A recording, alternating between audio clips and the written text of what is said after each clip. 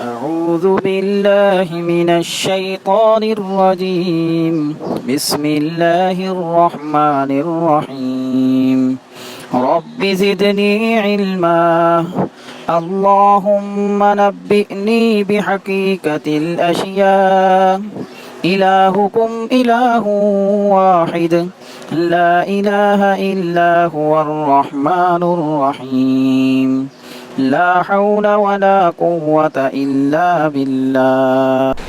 السلام علیکم۔ کیفیات غیر مادی ہوتی ہیں، ان کے باہم ملنے سے مادہ بنتا ہے۔ زندہ اجسام میں یہ جب مادوں کی طرف مائل ہوتی ہیں تو اخلاط کہلاتی ہیں، لیکن دراصل یہ بالکل الگ چیزیں ہیں۔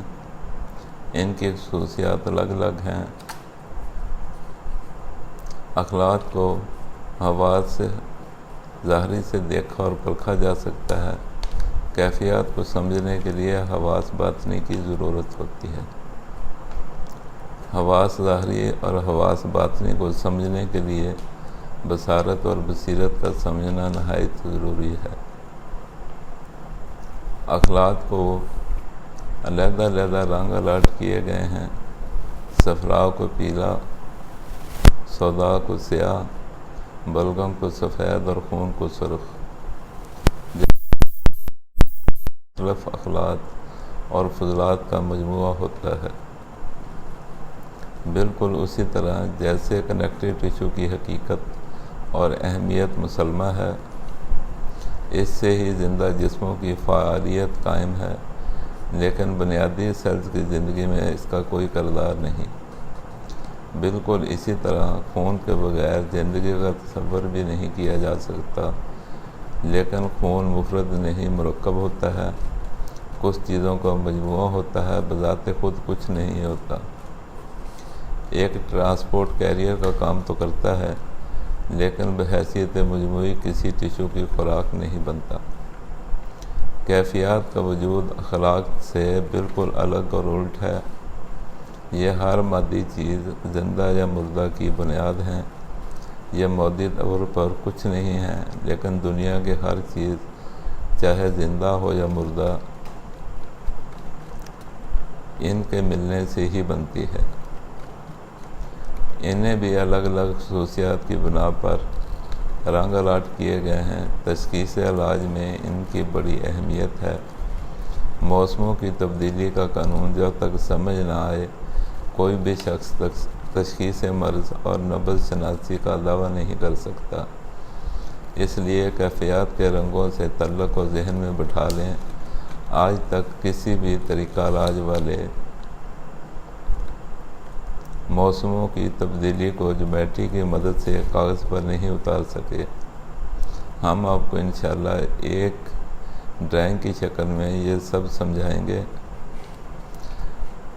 دوسرے تمام طریقہ علاج کے ماہرین کو تو اس کی ضرورت بھی نہیں تھی، لیکن طب کے ماہرین اس نقشہ کی اہمیت کو سمجھ نہ سکے یا بنانے کی ہمت نہیں کر سکے۔ وجوہات کا تو مجھے علم نہیں، لیکن ایک چیز کا مجھے علم ہے، جو اس نقشہ کو سمجھ گیا اور اس کے مطابق اس نے تشخیص نبض کی صلاحیت حاصل کر لی، اس کے لیے تشخیص صرف ایک اندازہ نہیں رہے گی، بلکہ 2 اور 2 4 کی طرح بالکل واضح حساب کی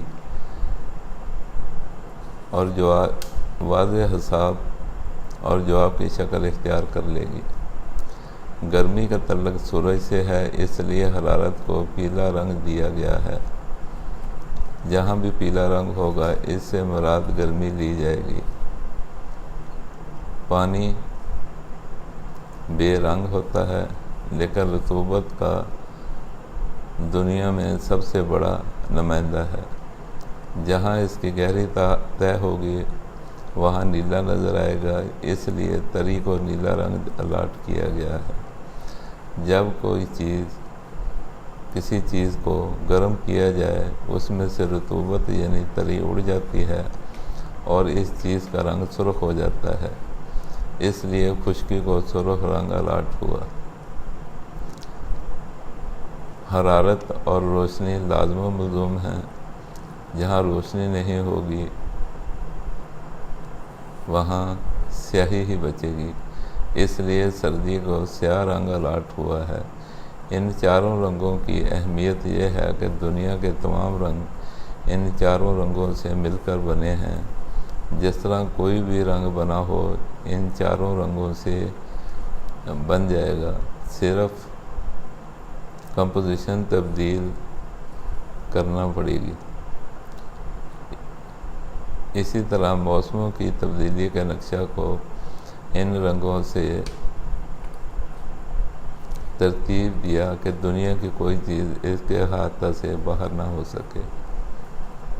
جب اب ان کو سمجھ جائیں گے، ان سے فائدہ اٹھانے کا طریقہ بھی انشاءاللہ سیکھ لیں گے۔ السلام علیکم۔